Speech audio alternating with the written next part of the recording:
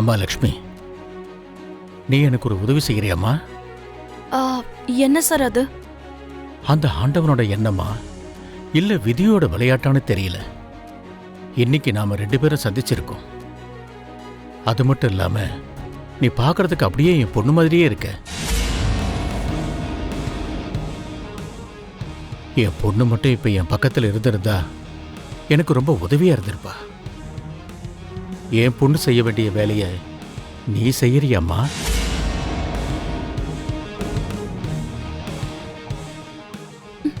நீங்க என்ன சொல்லிக்கிட்டு இருக்கீங்கன்னு எனக்கு ஒன்றும் புரிய மாட்டேங்குது.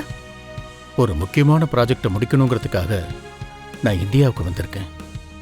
ஒரு நேர்மையான கன்ஸ்ட்ரக்ஷன் கம்பெனியை பார்த்து அந்த ப்ராஜெக்டை ஒப்படைக்கலாம்னு நினைச்சேன். ஆனா எதிர்பாராம இப்படி ஆயிடுச்சு. இந்த ப்ராஜெக்டோட பொறுப்பை நீ ஏத்துக்கிறியாமா?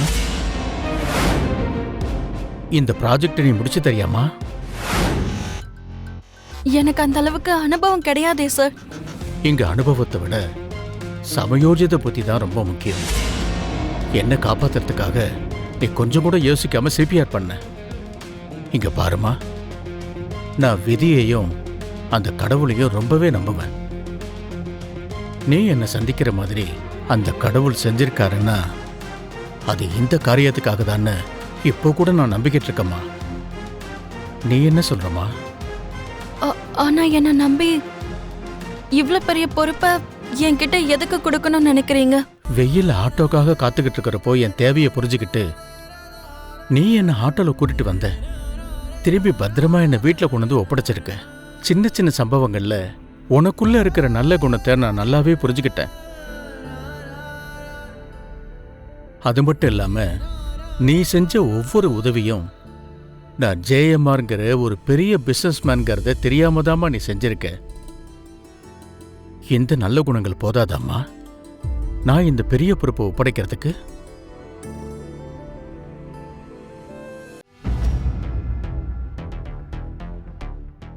ஜேமர் சார் வந்த வேகத்துக்கு திரும்ப ஊருக்கு போயிடுவார் போல இருக்கு. அதுக்குள்ள முடிஞ்ச அளவுக்கு ஆட்டையை போட்டுறணும். ஆனா சார் அது சார் இதோ வர, வெயிட் பண்ணு. வாமா, வா உட்காரு. வினாய் சார் சொல்லுப்பா. இந்த செக்ல நீங்க சைன் பண்ணணும் சார்.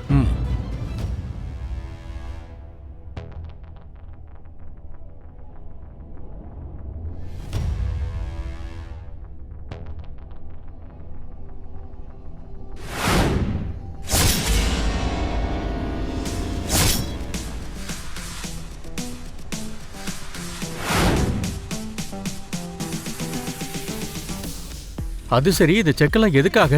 அது ஒண்ணும் இல்ல சார், நாம ஒவ்வொரு வருஷமும் ஒரு சில ஃபவுண்டேஷனுக்கு பணத்தை டொனேட் பண்றோம் இல்லையா, அவங்களுக்கு கொடுக்கறதுக்காக தான் சார். ஓஹோ. எந்த ஃபவுண்டேஷனுக்கு நம்ம செக் கொடுக்கறோமோ அந்த ஃபவுண்டேஷனோட நேம் நம்ம எதுக்கு செக்ல எழுதுறது இல்ல?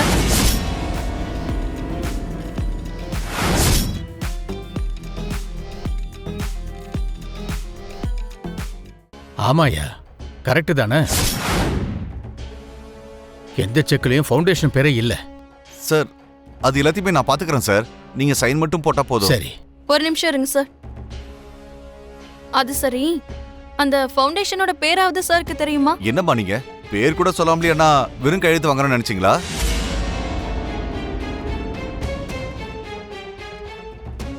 இத பாருங்க, இது ஸ்ரீரங்கத்தில் இருக்கிற அநாத ஆசிரமத்துடைய டீடைல்ஸ். இந்தாங்க, இது ஓல்டேஜ் ஹோமுடைய டீடைல்ஸ்.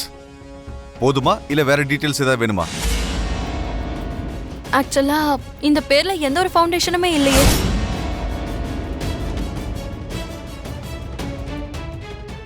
சொல்லியா? தெரியாம பேசாதம்மா, நாங்க ஒவ்வொரு வருஷமும் டொனேட் பண்ணிட்டு தான் இருக்கோம். ஓஹோ, இல்லாத ஒரு ஃபவுண்டேஷனுக்கு ஒவ்வொரு வருஷமும் பணம் அனுப்பிக்கிட்டு இருக்கீங்களா? அது செக் மேல ஃபவுண்டேஷனோட பேரை போடாம சைன் வாங்கும் போதே உங்க மேல எனக்கு டவுட் வந்தது. சார் இந்த அளவுக்கு ஏமாத்திக்கிட்டு இருக்கீங்க. என்னையா இதெல்லாம்? என்னது? தானங்கிற பேர்ல பணத்தை திருடுறியா? ஃபவுண்டேஷன்ங்கிற பேர்ல இவ்வளவு நாளா என்ன ஏமாத்திட்டல சார். அது பயமுட. உனக்கு சம்பளம் பத்தலனா என்கிட்ட கேட்கணும். குடும்பத்துல கஷ்டம்னா என்கிட்ட சொல்லிருக்கணும். அதை விட்டுட்டு எனக்கு நீ நம்பிக்கை துரோகம் பண்ணிக்கிட்டு இருக்க. சார் அது இங்க இருந்து போயிடு, என் முன்னாடி நிக்காத. இனிமே என்கிட்ட வேலை செய்யறதுக்கு உனக்கு அருகதையே இல்ல. PA, sir. நான் இவரை வேலையை விட்டு தூக்கிட்டேன். இனிமே இவர் இந்த வீட்டுக்குள்ளேயே வரக்கூடாது. வெளியே அனுப்பிடுங்க. Okay sir. செக்யூரிட்டி சார், உடனே இந்த மேனேஜரை வெளியே எடுத்துட்டு போங்க சார். இனிமே எப்போ வர வீட்டுக்குள்ளே விடாதீங்க. ப்ளீஸ் சார், வாயா, வாயா. என்னை மன்னிச்சிருங்க சார். சார், சோர்ந்து போயிருந்த எனக்கு பலம் வேணும்னு கேட்டேன். பலம் கொடுக்கறதுன்னா வேற ஒண்ணும் இல்லம்மா. இப்ப நீ செஞ்சல்ல, அதான். எனக்கு பக்கபலமா நீ இருப்பியாம்மா? ஆனா இந்த சின்ன உதவி செஞ்சதுக்கே அவ்வளவு பெரிய பொறுப்பை என்கிட்ட ஒப்படைக்கணும்னு நீங்க நினைக்கிறீங்களா? இது சின்ன உதவின்னு நீ செஞ்ச உதவியை நீயே குறைச்சு மதிப்பிடாதம்மா. ரொம்ப அனுபவசாலியான நானே ஒரு தப்ப கண்டுபிடிக்க முடியல. அவன் ஏமாத்துறத தெரிஞ்சுக்க முடியலம்மா. ஆனா நீ ரொம்ப குறைவான நேரத்துல ஒரு தப்ப கண்டுபிடிச்சிருக்க. ஒரு மனுஷனை எடை போற திறமை நமக்கு இருந்தா போதும். எவ்வளவு பெரிய பொறுப்பா இருந்தாலும் அதை சுலபமா செஞ்சுட்டு போயிடலாம். நீ ஒரு தடவை சரின்னு சொல்லு. இந்த உலகத்துக்கு உன்னை என் பொண்ணு சம்யுக்தாவா நான் அறிமுகப்படுத்துறேன்.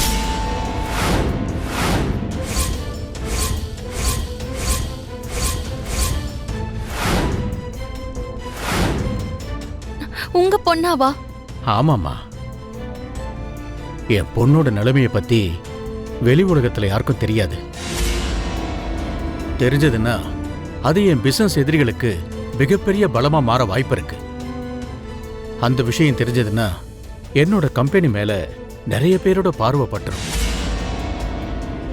அதனாலதான் எனக்கு பின்னாடி என் பொண்ணு எனக்கு பலமா இருந்துகிட்டு இருக்கான்னு இந்த உலகத்துக்கு தெரியணும். தயவு செஞ்சு ஒத்துக்கமா. இதெல்லாம் என்னால முடியாது சார். நான் ஒரு சாதாரண மனுஷி. நீங்க சொல்ற நல்ல குணங்கள்லாம் என்கிட்ட இருக்கலாம், ஆனா நான் அந்த அளவுக்கு புத்திசாலி எல்லாம் கிடையாது சார். என்னால முடியாது. உன்னால முடியும் லக்ஷ்மி. நீங்க என் பேரு Arjun sir. Arjun group of கம்பெனியோட எம்டி சார். லக்ஷ்மி எனக்கு ரொம்ப வேண்டியவ சார். ஒரு நிமிஷம் டைம் கொடுக்குறீங்களா? Go ahead. லக்ஷ்மி,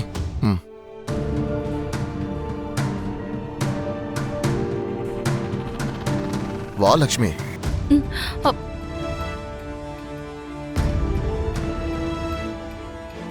லக்ஷ்மி, உன் திறமையை பத்தி உனக்கு தெரிய மாட்டேங்குது. இங்க பாரு, உன்னை பத்தி நீ ரொம்ப குறைச்சு எடை போட்டுட்டு இருக்க. ஐயோ, அது இல்ல அர்ஜுன்.